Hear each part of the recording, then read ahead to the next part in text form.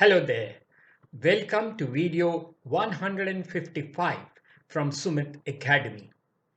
I do hope that you have subscribed to my channel. Do subscribe now so that you do not miss out on my previous or future videos. And do remember to like and share this video too. To make your task a little easier, here is a complete list of all the 155 videos on my YouTube channel. The list is divided into the playlists under which they are available. Do have a look.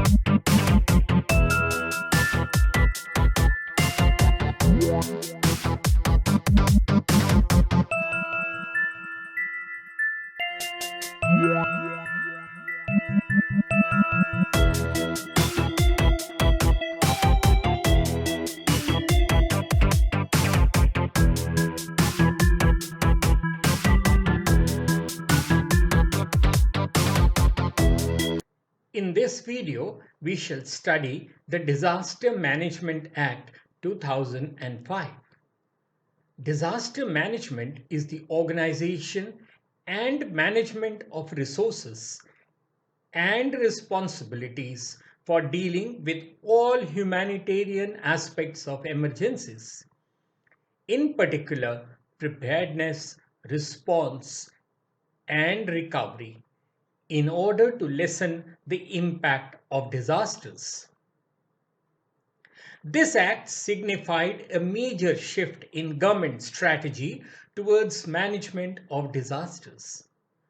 For far too long, disaster management in India was marginalized as an issue of providing relief and rehabilitation to the people affected by natural calamities.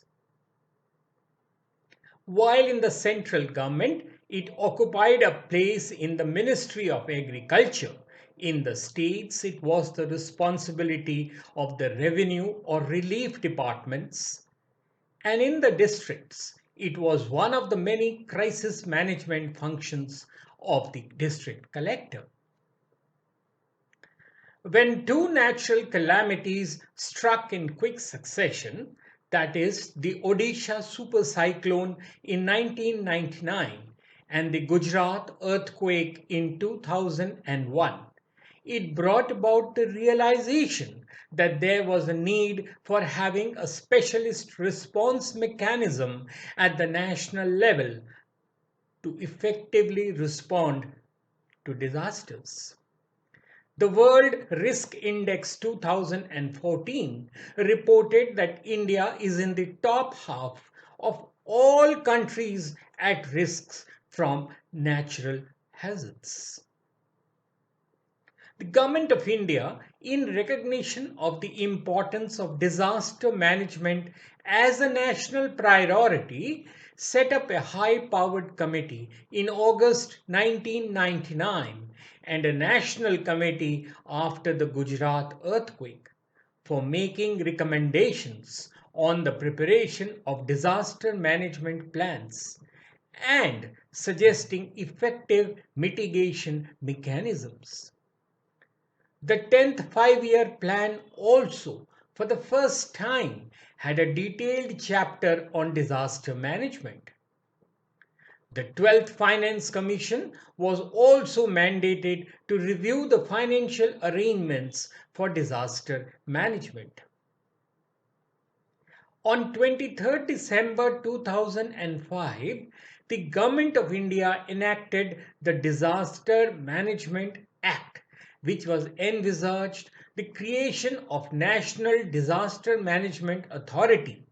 Remember this, the NDMA, headed by the Prime Minister, and state disaster management authorities, the SDMAs, headed by the respective chief ministers, to spearhead and implement a holistic and integrated approach to disaster management in India.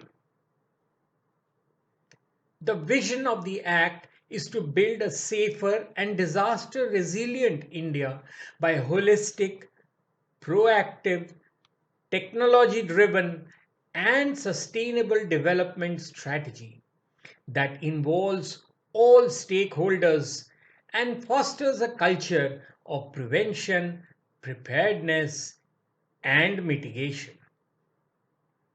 It seeks to empower stakeholders for improving the effectiveness of disaster management in India. It strives to promote a national resolve to mitigate the damage and destruction caused by natural and man-made disasters through sustained and collective efforts of all government agencies, NGOs, and people's participation. This is planned to be accomplished by adopting a technology-driven, proactive, multi-hazard, and multi-sectoral strategy for building a safer, disaster-resilient, and dynamic India. The Act made statutory provisions for constitution of a National Disaster Response Force, Ndrf, for the purpose of specialized response to natural and man-made disasters. This force constitutes battalions from the Border Security Force, the Central Reserve Police Force, the Central Industrial Security Force, the Sashastra Seema Bal, and the Indo-Tibetan Border Police. These are located at different locations based on the vulnerability profile of the country and aim to cut down the response time for their deployment at a disaster site. Let us now look at the responsibilities of states and central government. Disaster management is a state subject, while the central government plays a supporting role. At the central level, the National Disaster Management Authority, headed by the Prime Minister, is responsible for laying down policies, plans, and guidelines. The National Executive Council, headed by the Union Home Secretary and consisting of secretaries of major departments and the Chief of Defense Staff, is responsible for policy and plan implementation. It assists the national authority in the discharge of its functions and is responsible for implementing the policies and plans and ensure the compliance of directions issued by the central government for the purpose of disaster management in the country. It evaluates the preparedness at all governmental levels for responding to any threatening disaster situation or disaster and gives directions where necessary for enhancing such preparedness. It also plans and coordinates specialized training program for disaster management for different levels of officers, employees, and voluntary rescue workers. The Council coordinates response in the event of any threatening disaster situation or disaster. It lays down guidelines for or gives direction to the concerned ministries or departments of the Government of India, the state governments, and the state authorities regarding measures to be taken by them in response to any threatening disaster situation or disaster. An important part of its role is to provide necessary technical assistance or give advice to the state authorities and district authorities for carrying out their functions under this Act, and to promote general education and awareness in relation to disaster management. At the state level, the State Disaster Management Authority is headed by the Chief Minister.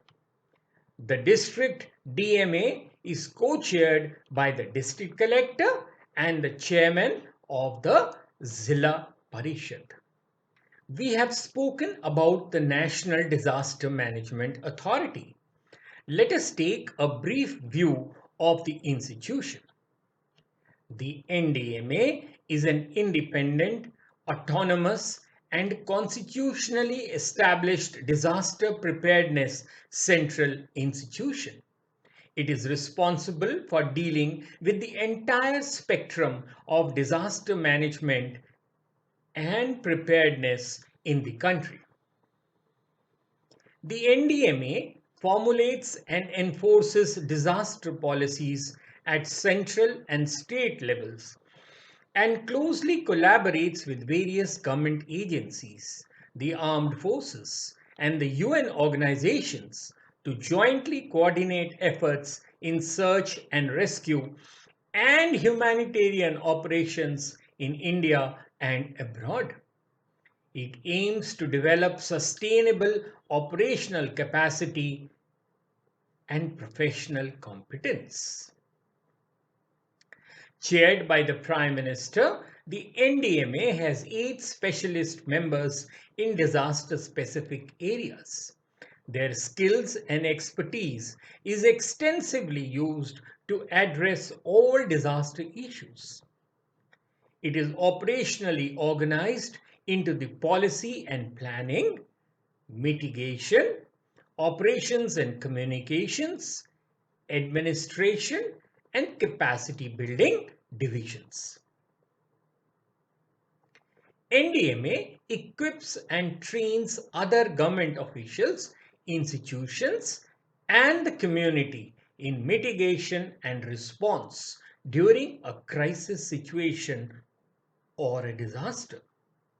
It operates the National Institute of Disaster Management, which develops practices, delivers hands-on training, and organizes drills for disaster management. It also equips and trains disaster management cells at the state and the local levels.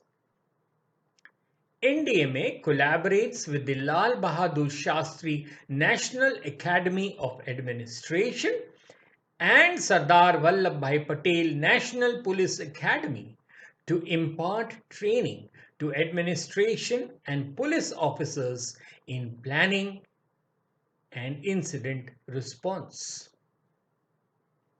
The NDMA also monitors and develops guidelines for the local firefighting services across the country. It collaborates with the Ministry of Health and Family Welfare in developing emergency health and ambulance services. Specifically, it focuses on capacity building in dealing with mass casualty at local hospitals. Let's have a look at the functions and responsibilities of the NDMA.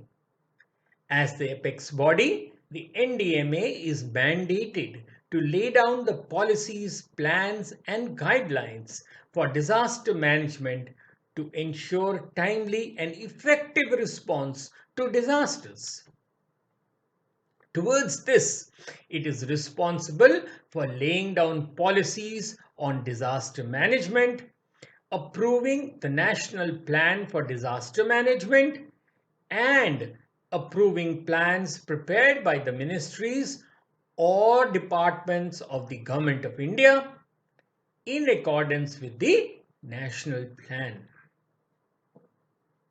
It lays down guidelines to be followed by the state authorities in drawing up the state plan and guidelines to be followed by different ministries or departments of the Government of India for the purpose of integrating the measures for prevention of disaster or the mitigation of its effects in the development plans and projects.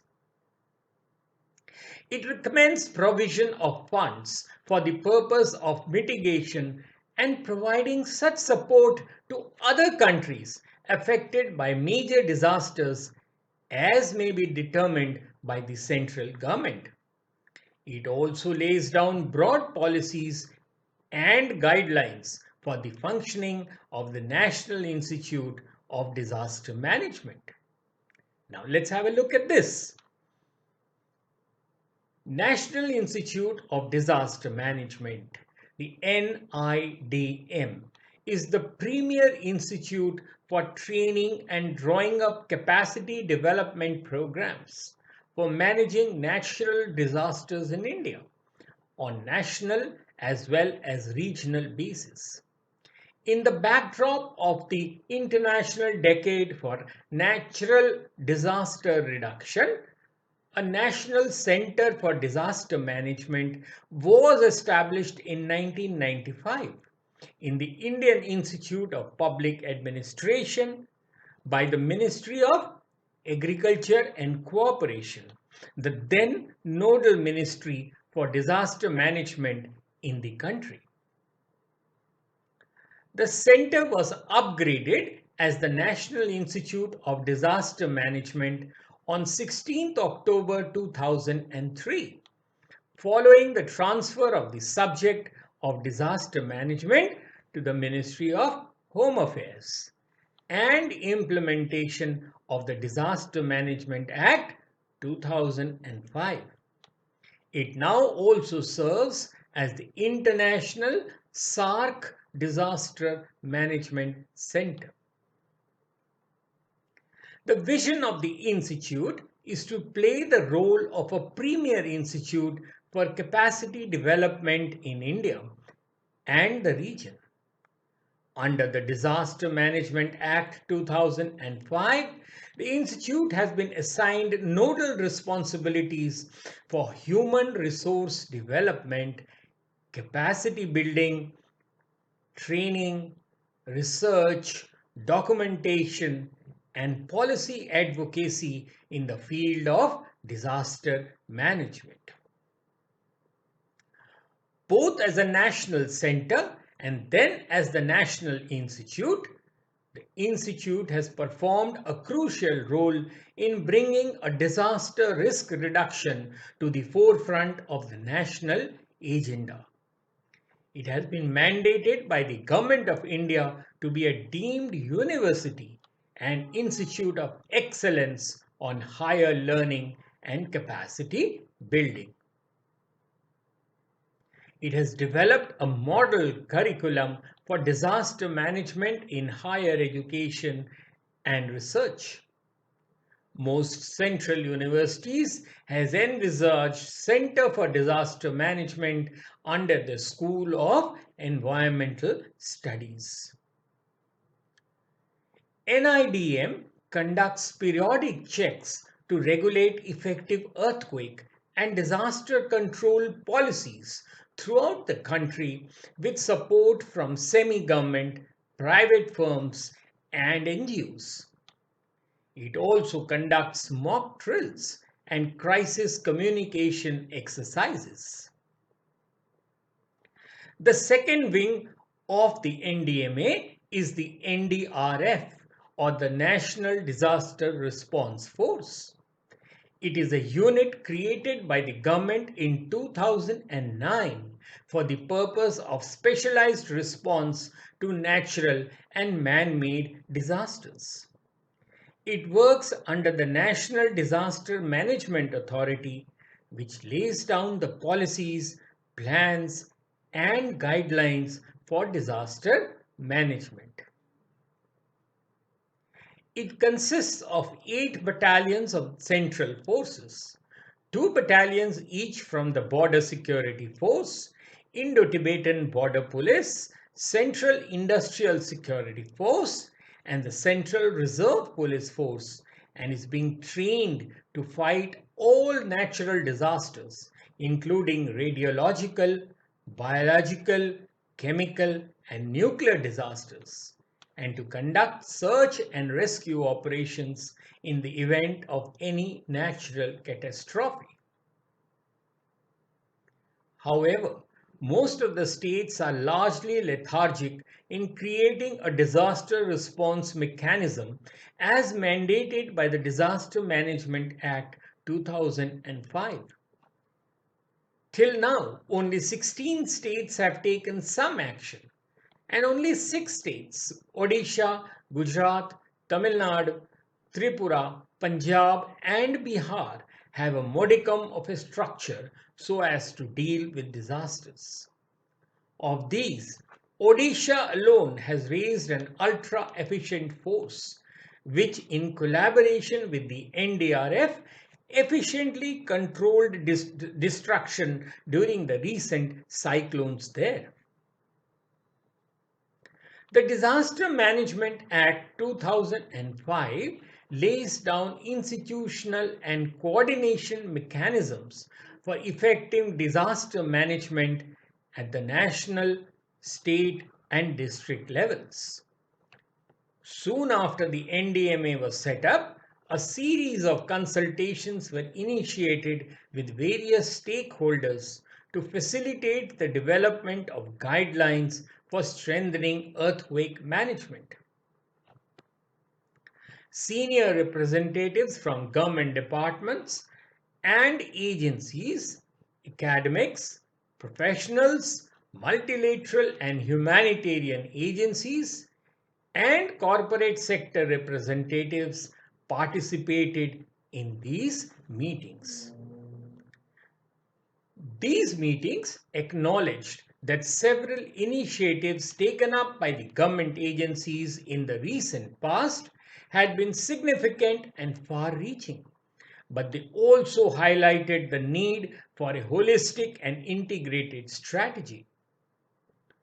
On the basis of these deliberations, the NDMA prepared guidelines for the management of droughts, earthquakes, heat waves, school safety, hospital safety, tsunamis, cyclones, floods, urban floods, landslides, and snow avalanches. The guidelines also talk of nuclear and radiological emergencies, chemical disaster, industrial as well as terrorism related, and biological disasters, medical preparedness, mass casualty program management, psychosocial support, incident response system, information and communication system, and seismic retrofitting of deficient buildings and structures. This act has been criticized for fostering a hierarchical, bureaucratic, command and controlled structure which gives the central, state, and district authorities sweeping powers. Power bestowed by Act on central government and NDMA are extensive. The central government, irrespective of any law in force, including overriding powers, can issue any directions to any authority anywhere in India to facilitate or assist in disaster management. Such directions must necessarily be followed by the union ministries, state governments, and state disaster management authorities. Finally, are you aware as to which were the sections under which COVID-19 was declared a national disaster? No?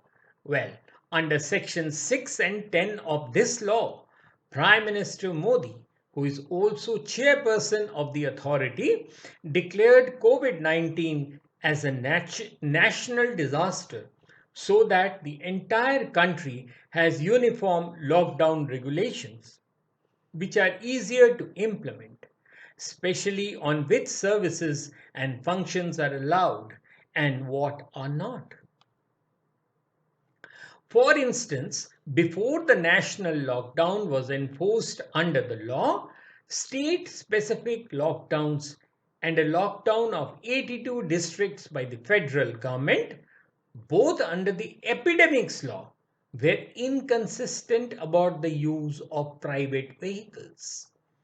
Under this act, states are now required to implement the national plans. This act has marginalized non-governmental organizations, elected local representatives, local communities, and civic groups, who are usually the first responders in the event of a disaster. India's large population poses an administrative challenge in dealing with any disasters, especially a pandemic such as COVID-19. And the local people and NGOs have a critical role to play. Do remember the nationally applauded role of the actor, producer, and humanitarian Mr. Sonu Sood. Overall management can be strengthened through three possible ways. Firstly, biological disaster of a national magnitude necessitates a close administrative and political coordination led by the center and followed by state governments, disaster management authorities, and other stakeholders. In the true spirit of the Disaster Management Act and federal structure, national and state political and administrative agencies should be more collaborative and consultative. Issues like movement of migrant laborers, availability of food, arranging livelihoods to daily wages, relief camps, entitlement of statutory minimum relief, etc., that directly affects millions in the country need special attention. Incidentally, the report of the task force to review the Disaster Management Act suggested that the present structure of various authorities under the Act are not conducive for carrying out the tasks it has been mandated to perform. The success of effective implementation of the national and state decisions under the Act is dependent on the ground level implementation. District administration and local self-government institutions remain the best bet. A concerted effort is required to ensure that these bodies are administratively, politically, and financially empowered. Well, that's all from me in this video. This video is based on the information freely available on the internet. No originality is claimed for the same. The intention of the video is only to prepare candidates for answering examination questions on the subject and not for any financial gain. Do like and share this video and do subscribe to my channel now so that you do not miss out on my previous or future videos. Till later then, cheerio.